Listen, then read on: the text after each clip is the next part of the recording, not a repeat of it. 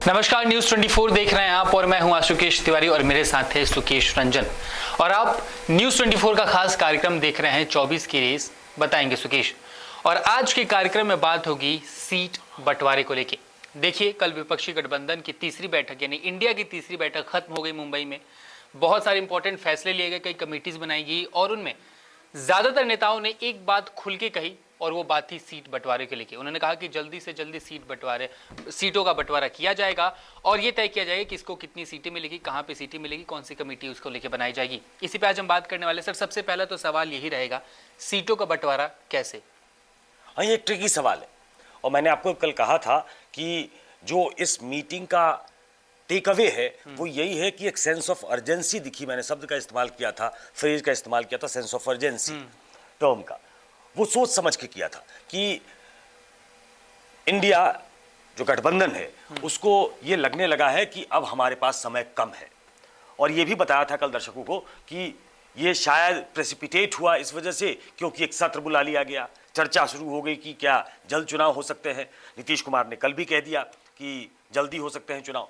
तो सीट बंटवारों को लेके चाहे वो अरविंद केजरीवाल हो, चाहे वो अखिलेश यादव हो, चाहे वो नीतीश कुमार हो, चाहे वो ममता बनर्जी हो, सबने एक अर्जेंसी दिखाई कि सीट का बंटवारा होना चाहिए। तो पहले तो दर्शकों को ये जान लेना चाहिए कि 30 सितंबर की डेडलाइन रखी गई है कि सीटों का बंटवारा तय हो जाएगा। ये सबसे कॉन्टेंशियस इशू था पूरे गठबंधन में कि आखिर एक साथ कैसे लड़ेंगे। सबके अपने अपने इंटरेस्ट हैं। मैंने पहले से भी कहा, ये कॉन्स्पिरेसी ऑफ सर्कमस्टांसेस है कि एक प्रचंड सत्ता से टकराने के लिए ऐसे दल साथ आए हैं जिनके स्टेट्स में हित एक दूसरे से टकराते हैं, जो नेचुरल एलाई के तौर पे दिखते नहीं हैं, लेकिन सबने जिस तरीके से गाड़ी आगे बढ़ाई है उससे ऐसा लगता है कि उनका पहला जो टारगेट है वो केंद्र सरकार है, कि नरेंद्र मोदी सरकार को डिसलॉज करना है और इसीलिए हमको कुछ कुर्बानी देनी पड़ेगी, हमको घाटा सहना पड़ेगा, हमको नुकसान में भी रहना पड़ेगा। जो बड़े नेता हैं वो इसके लिए तैयार बताए जाते हैं। अब आप कहेंगे कि एक कोऑर्डिनेशन कमेटी बन गई, कैंपेन कमेटी बन गई, इनमें से कौन सी कमेटी जो है वो सीट्स को डिसाइड करेगी? सीट्स को इनमें से कोई भी कमेटी डिसाइड करने वाली नहीं है। अलग अलग स्टेट्स में स्टेट की जो यूनिट है वो पहले माइंड अप्लाई करेगी कि हमारी कितनी सीटें बनती हैं। इसका कोई तय फॉर्मूला नहीं है। आप पूछेंगे कि जो पिछली बार रनर अप था क्या उसका क्लेम बनता है? जो जीता हुआ था उसका क्लेम तो बनता ही है। ये हर स्टेट्स में अलग अलग होगा। तो पहले लेवल पे ये होगा कि स्टेट्स, जैसे मैं आपको बताऊं जी, जब मैं इस पे चर्चा करने आ रहा था तो मैंने कुछ स्टेट्स के नाम लिखे कि आखिर कहां कहां स्मूथ सेलिंग हो सकती है इंडिया के लिए, जिसमें दिक्कत नहीं होगी। जैसे बिहार है। बिहार में पहले से ये गठबंधन में है। अब बिहार में अगर आप देखेंगे कि कौन रनर अप था, कौन सीटों पे लड़ेगा, उसका फॉर्मूला क्या होगा, तो आपको वो कंफ्यूज कर सकता है, क्योंकि बिहार में आरजेडी की 0 सीट है। लेकिन इसका मतलब ये नहीं है कि लोकसभा में उनको सीटें लड़ने के लिए कम मिलेंगी। उस हिसाब से देखा जाए तो जेडीयू की 16 सीटें हैं जी। तो इसका यह मतलब नहीं है कि उनका एक लार्जर क्लेम बनता है कि वो ज्यादा सीटों पे ही लड़ेंगे।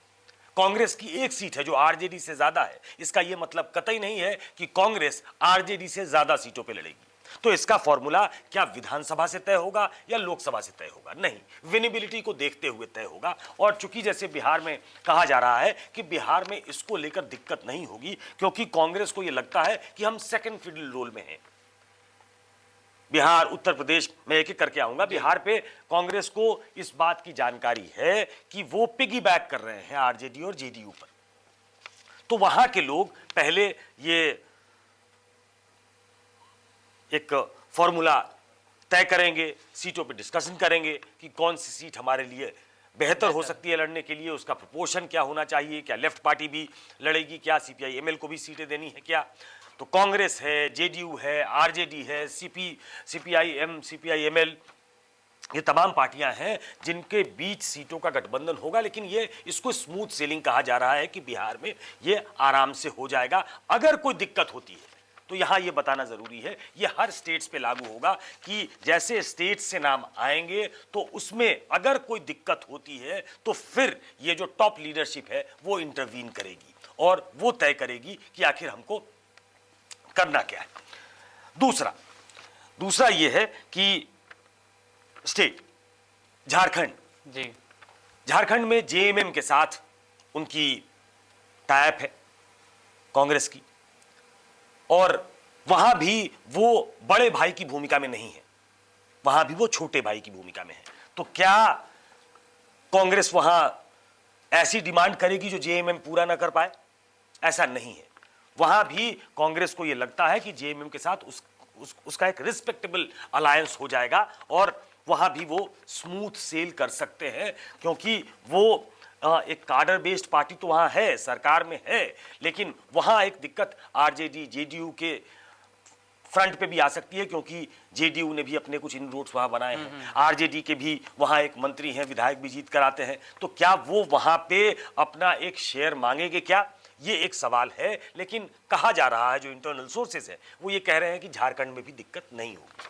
आ जाइए उत्तर प्रदेश में अभी तक जो गठबंधन है वो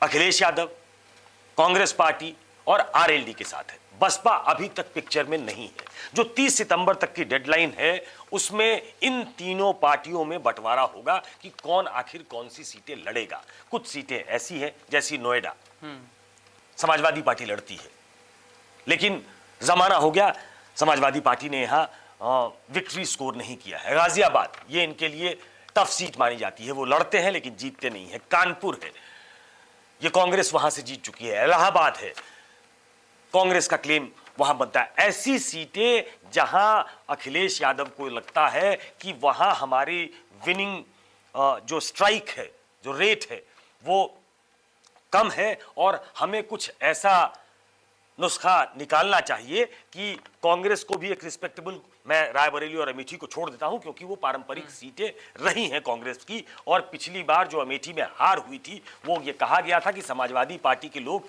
नहीं निकले, समाजवादी पार्टी के लोगों ने मदद नहीं की राहुल गांधी की या कांग्रेस पार्टी की, जो पारंपरिक तौर पे वो करते आ रहे हैं। पिछले कई चुनावों में समाजवादी पार्टी वहां अपने उम्मीदवार नहीं उतारती थी, ये मुलायम सिंह के जमाने से ये प्रैक्टिस चली आ रही थी। अभी जो स्थिति है कि वहां के लोग, आपने कल बयान सुना होगा अजय राय का, उन्होंने 80 सीटों की बात की कि हम 80 सीटों पे तैयारी कर रहे हैं, लेकिन वो 80 सीटें प्रदेश के मुखिया के तौर पे कह रहे हैं कि हम वहां सब जगह मजबूत करेंगे, लेकिन जब बैठक होगी तो उसमें कांग्रेस को एक रिस्पेक्टेबल, मैंने आपको बताया था और दर्शकों को भी अगर याद ना हो तो फिर से याद करा दूं कि एक मीटिंग हुई थी जिसमें मुस्लिम इंटेलेक्चुअल्स थे। मुस्लिम बड़ी संख्या में उत्तर प्रदेश में मैटर करते हैं। कई कॉन्स्टिट्यूएंसीज ऐसी हैं जहां मुस्लिमों का वोट बहुत अहम है और उनका झुकाव कहा जा रहा है कि कांग्रेस की तरफ है, और इन तमाम इंटेलेक्चुअल्स ने अखिलेश यादव को यह राय दी थी कि आपको कांग्रेस के साथ जाना चाहिए, वही आपके लिए बेनिफिशियल है और गठबंधन के लिए बेनिफिशियल है। तो ये एक इंटरनलाइज करना कि यहां कांग्रेस को सीटें देनी पड़ेगी, उसके लिए मुझे लगता है अंदर अंदर से अखिलेश तैयार हो गए हैं। हालांकि वो चाहते हैं, दर्शकों को बता दूं कि जो विधानसभा के चुनाव हो रहे हैं मध्य प्रदेश में, उनके कुछ विधायक जीतते रहे हैं। अभी उन्होंने दो जो सीट्स हैं विधानसभा की, उस पर अपने शायद उम्मीदवार खड़े करने का फैसला किया है, कुछ और वो खड़े करना चाहते हैं क्योंकि पॉकेट्स में उनका इन्फ्लुएंस है। वो रेसिप्रोकेशन चाहते हैं कि कांग्रेस पार्टी अगर विधानसभा के चुनाव में हमको कुछ सीटें देती है तो ऐसा लगेगा कि वो गठबंधन को लेकर सीरियस है। कांग्रेस पार्टी ने घोसी में उम्मीदवार नहीं उतारा है। घोसी का चुनाव जो है, उपचुनाव जो है, वो इंडिया, ये गठबंधन बनने के बाद पहला ऐसा टेस्ट है जो देश के सामने है कि ये टेस्ट केस के तौर पे देखा जाएगा कि बसपा ने भी वहां उम्मीदवार नहीं उतारा है, कांग्रेस पार्टी ने समर्थन किया है समाजवादी पार्टी का, तो वहां रिजल्ट क्या होता है। तो इन तमाम चीजों को देखते हुए कॉशियस होकर अखिलेश यादव चलना चाहते हैं, लेकिन उनके अंदर, चूंकि कल उन्होंने ये चर्चा की और उन्होंने भी एक अर्जेंसी दिखाई कि हमें सीटों पे चर्चा हमारे लिए करना जरूरी है। फिर से बता दूं कि वो अलग अलग विधानसभा प्रदेशों के अलग अलग विधानसभा चुनाव में थोड़ी बहुत जो उनकी से है, जो उनकी पकड़ है, उसके हिसाब से सीट चाहते हैं, ताकि मैसेज ये जाए कि कांग्रेस पार्टी बिग ब्रदर की भूमिका में नहीं है, वो आर्म ट्विस्ट करके हमसे नहीं लेना चाहती। ऐसे बहुत सारे स्टेट्स हैं, पंजाब और दिल्ली बहुत ट्रिकी है।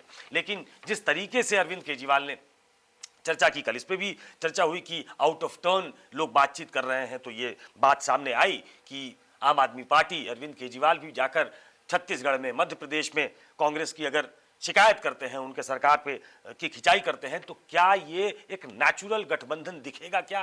तो उस पे लगाम लगेगी, आने वाले दिनों में पता लगेगा। लेकिन अभी तक जो उनकी मंशा दिखती है और कांग्रेस की मंशा दिखती है कि दिल्ली में और पंजाब में और चंडीगढ़ की सीटें 13, एक 14 और 7, 21 सीटें, 543 में 21 एक बड़ा नंबर होता है। 21 सीटों पे क्या वो गठबंधन के लिए तैयार हो जाएंगे, और क्या वो गठबंधन ऐसा होगा जो सभी के लिए मान्य होगा? पंजाब की स्टेट यूनिट नहीं चाहती है, लेकिन चर्चा पंजाब की स्टेट यूनिट को ही करना है आम आदमी पार्टी के साथ कि कहां हमारी परफॉर्मेंस अच्छी हो सकती है, कहां हम मिलकर बीजेपी, जो कि वहां बहुत मजबूत नहीं है, लेकिन वो भी अकाली दल फिलहाल के साथ नहीं है। अगर अकाली दल के साथ आने वाले दिनों में उनका गठबंधन होता है, तब लड़ाई सामने आ जाएगी। अभी चूंकि अलग अलग लड़ रहे हैं, तो कांग्रेस पार्टी के लिए और आम आदमी पार्टी के लिए एक दुविधा होगी कि ये हमारी टेरिटरी में एंट्री हो रही है। आम आदमी पार्टी की सरकार है, वो 92 सीटों के साथ विधानसभा चुनाव जीते हैं, 117 में 92 बहुत ही स्ट्रॉन्ग पोजीशन में है। लेकिन कांग्रेस पार्टी वहां अपना स्टे चाहेगी, क्योंकि उनके अभी बहुत सारे सिटिंग सांसद वहां से आते हैं। तो दिल्ली और पंजाब ये दोनों ट्रिकी इश्यूज हैं, लेकिन कहा यह जा रहा है कि अग्रीएबल हैं दोनों, कि हमें एक रिस्पेक्टेबल और विनिंग फॉर्मूला की तरफ बढ़ना पड़ेगा। केरला अगेन लेफ्ट और कांग्रेस, वहां बारी बारी से सरकार ऐसे बनती है, लेफ्ट की दूसरी बार लगातार सरकार बनी है बहुत सालों के बाद, ऐसा हुआ है। वहां के बारे में यह कहा जा रहा है कि अगर हम अलायंस में जाते हैं और सीटों का बंटवारा उस तरीके से नहीं होता है, तो बीजेपी वहां स्ट्रांग नहीं है।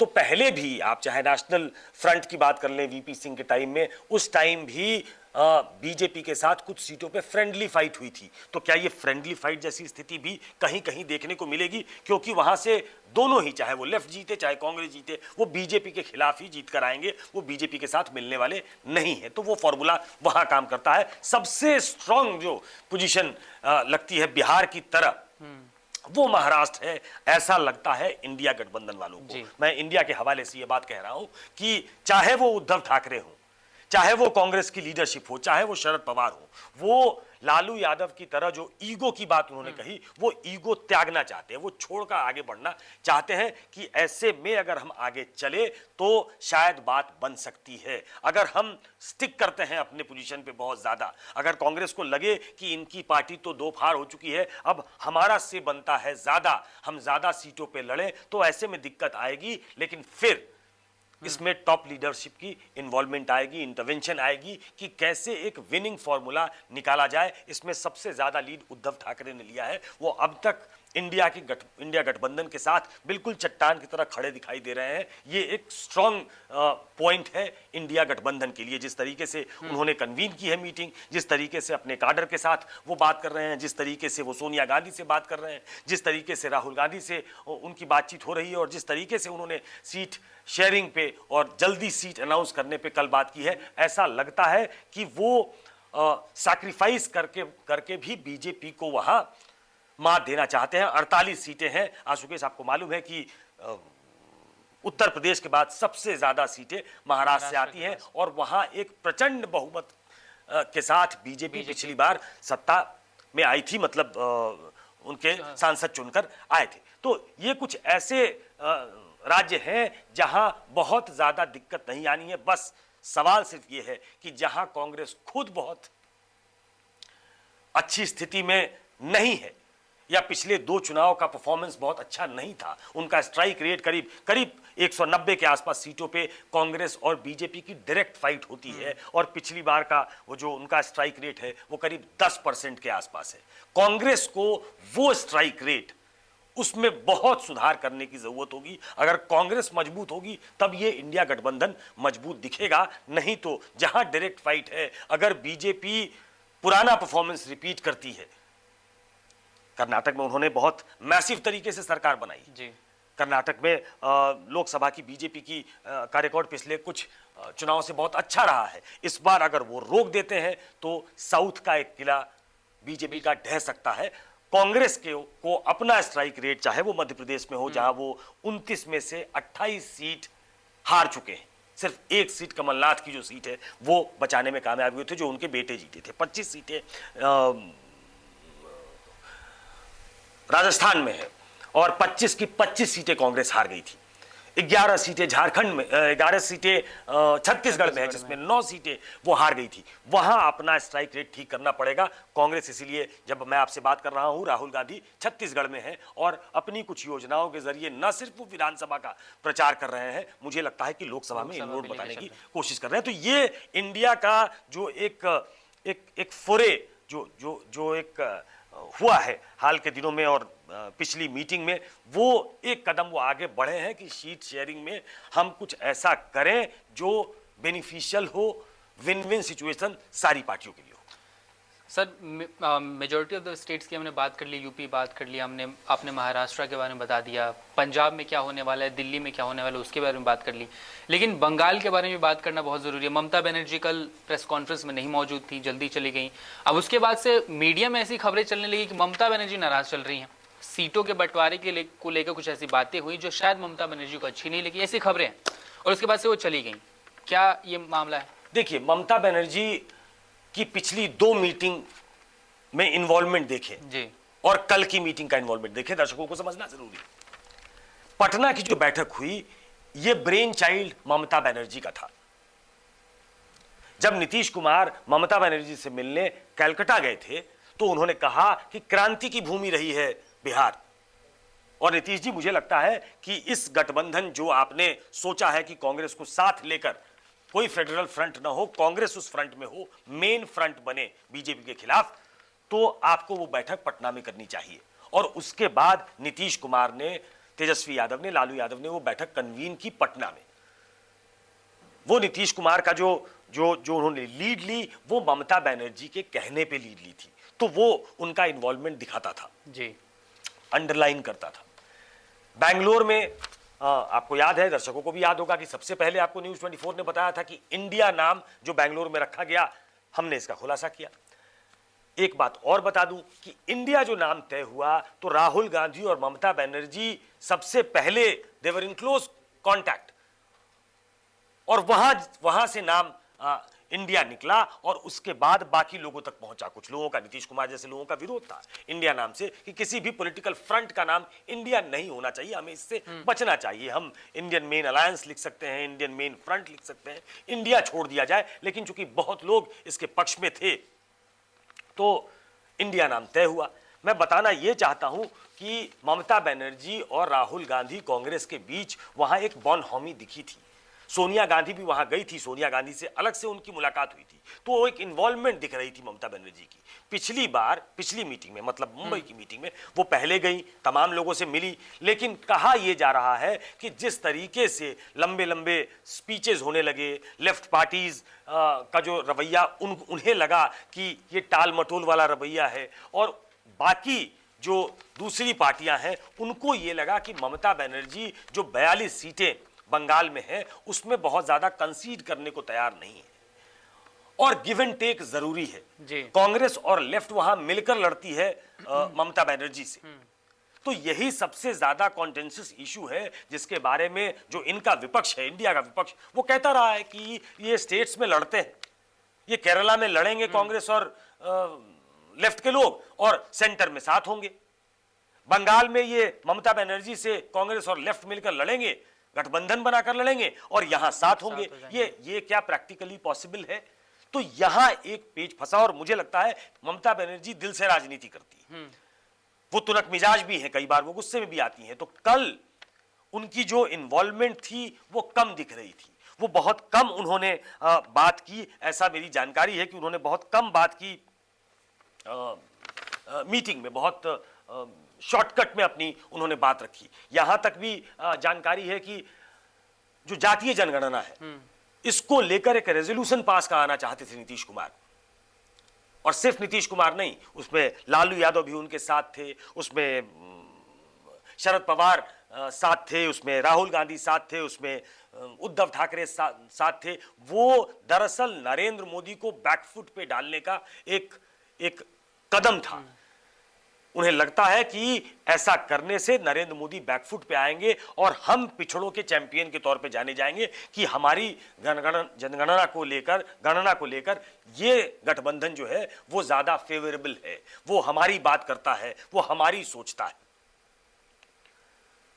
ममता बनर्जी इसके लिए तैयार नहीं थी, तो यह तय किया गया कि कोऑर्डिनेशन कमेटी में यह बात बीच में आएगी, क्योंकि ये नहीं चाहते थे कि बैड पब्लिसिटी मिले, ये नहीं चाहते थे कि इस हंगामे की बात बाहर जाए और इस पे चर्चा हो। लेकिन बात छुपती नहीं है, बात सामने आ गई कि दो चीजों को लेकर, एक कास्ट सेंसस को लेकर ममता बनर्जी सेम पेज पे नहीं थी, दूसरा ऐसा कहा जा रहा है कि वो उस मंच का इस्तेमाल एक दिन पहले राहुल गांधी ने अदानी पर हमला करने के लिए किया। उन्होंने कहा कि इससे इशू डाइवर्ट होता है, हमें अदानी को बीच में नहीं लाना चाहिए। आपको मालूम है कि ममता बनर्जी जब तमाम विपक्ष जेपीसी की डिमांड कर रहा था, कल भी जेपीसी की बात की है राहुल गांधी ने, परसों भी जेपीसी की बात की है कि अदानी के मुद्दे पे कांग्रेस जेपीसी की, विपक्ष जेपीसी की मांग करेगा, उस पे कायम रहेगा। जो स्पेशल सेशन बुलाया है उसमें भी हम ये डिमांड करेंगे। लेकिन ममता बनर्जी ने उस वक्त भी एक अलहदा रास्ता अपनाया था, उन्होंने कोर्ट मॉनिटर्ड इंक्वायरी की बात की थी, उन्होंने जेपीसी से अपने आप को अलग कर लिया था। तो ये तमाम चीजें, ऐसा नहीं है कि वो प्रेस कॉन्फ्रेंस में नहीं रह सकती थी, ये कहना कि उन्हें लौटना था, वो मेरी जो जानकारी है कि वो चार्टर्ड प्लेन से आई थी, वो इंडिगो के विमान से नहीं आई थी, वो स्पाइस जेट के विमान से नहीं आई थी कि उनका विमान छूट जाता। तो वो चाहती तो उस बैठक में, उस प्रेस कॉन्फ्रेंस में, जब तमाम लोग जहां से बोल रहे थे, जहां बेंगलोर में वो पिछली बार बहुत एक्टिव दिखी थी, उन्होंने राहुल गांधी को लेकर भी अच्छी अच्छी बात कही थी, इस मीटिंग से वो क्यों गायब थी? पहला, बंगाल में वो बहुत कंफर्टेबल नहीं है, ये एक चिंता का विषय है। दूसरा, वो कास्ट सेंसस को लेकर अग्रीएबल नहीं थी। तीसरा, अदानी पर हमले का इस्तेमाल इस मंच से क्यों किया जाए, ये इशू को डाइवर्ट करता है। और उन्हें लगा कि जो सीट शेयरिंग है उसमें डिली डैलिंग हो रही है, लेफ्ट शायद इसको डिले करना चाहता है, ये भी बात आ रही है सामने, जिसकी वजह से वो नाराज थी। सर, लास्ट क्वेश्चन होगा, जैसे कि आपने बताया कि ममता बनर्जी सीट शेयरिंग को लेकर बंगाल में उतना कंफर्टेबल नहीं है, फिर जो भी जैसी भी रणनीति निकाली जा रही है, बताई जा रही है। सर, अगर ममता बनर्जी ऐसा करेंगी तो अरविंद केजरीवाल भी ऐसा करेंगे पंजाब में, दिल्ली में, क्योंकि दोनों जगह पे उनकी सरकार है, वो भी चाहेंगे कि यहाँ पे जो सीट शेयरिंग का फॉर्मूला वो उनमें आगे निकले। मैंने बताया आपको आशुकेश कि जहां जहां ऐसा स्ट्रेच जहां आपको कोई ट्रैफिक नहीं दिख रहा है, स्मूथ सेलिंग है, उन स्टेट्स के बारे में मैंने आपको बताया कि वहां ज्यादा दिक्कत नहीं है। बिहार में नहीं है, महाराष्ट्र में नहीं है, हो सकता है कि उत्तर प्रदेश में भी नहीं हो, झारखंड में बहुत ज्यादा दिक्कत नहीं है। लेकिन जहां दिक्कतें हैं मैंने बताई, दिल्ली में दिक्कतें हैं। दिल्ली में कांग्रेस अपना क्लेम क्या छोड़ेगी? अरविंद केजरीवाल जो दूसरी बार लगातार सत्ता में है, क्या वो अपना क्लेम कम करेंगे? लेकिन जिस तरीके से बातचीत हुई है पंजाब और दिल्ली में, जो 21 सीटें करीब हैं, करीब नहीं 21 सीटें हैं, चंडीगढ़ को हम जोड़ लेते हैं, तो वहां ओपन माइंड से दोनों पक्ष हैं। लेकिन मैंने आपको कहा कि स्टेट लीडरशिप से वो सीट्स आनी है कि कौन कहां लड़ेगा, वहां बड़ी एक्रीमनी है। स्टेट लीडरशिप चाहे वो दिल्ली की लीजिए, चाहे पंजाब की लीजिए, आम आदमी पार्टी और कांग्रेस में बहुत लड़ाई है, बहुत स्मूथ सेलिंग नहीं है। तो मुझे लगता है कि फाइनली वो टॉप लीडरशिप पे आएगी कि हमें क्या करना है। बहुत आसान रन होता तब मोदी को कोई भी चुनौती दे सकता था, क्योंकि ये मुश्किल काम है, इसीलिए बार बार बैठने की जरूरत हो रही है। और इसीलिए 2 अक्टूबर तय किया गया है, और 2 अक्टूबर भी तय ममता बनर्जी के कहने पे किया गया है। मुझे लगा कि मुझे जो जानकारी है, ममता बनर्जी ने 2 अक्टूबर, चूंकि महात्मा गांधी का अवतरण दिवस उस दिन होता है, तो उस दिन ही उन्होंने गांधी को कोऑप्ट करते हुए हम गांधी के प्रिंसिपल्स को मानने वाले लोग एक साथ आए, ऐसा करके 2 अक्टूबर तय किया गया है दिल्ली में, और ममता के कहने पे तय किया गया, ये मुझे मालूम है। लेकिन हाँ,